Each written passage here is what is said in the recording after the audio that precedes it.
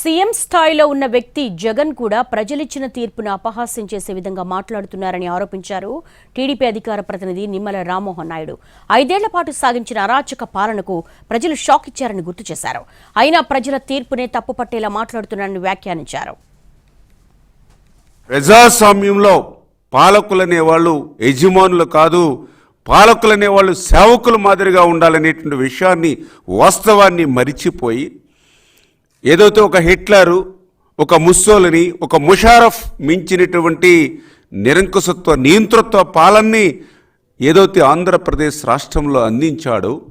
దానితో ఏదైతే పెద్ద ఎత్తున ప్రజాగ్రహం మరి ఏదైతే ఆంధ్రప్రదేశ్ రాష్ట్రంలో వెల్లువెత్తితే ఆ యొక్క ప్రజల తీర్పుని కూడా అపహాస్యం చేసేటువంటి విధంగా జగన్మోహన్ రెడ్డి మాట్లాడడం అనేది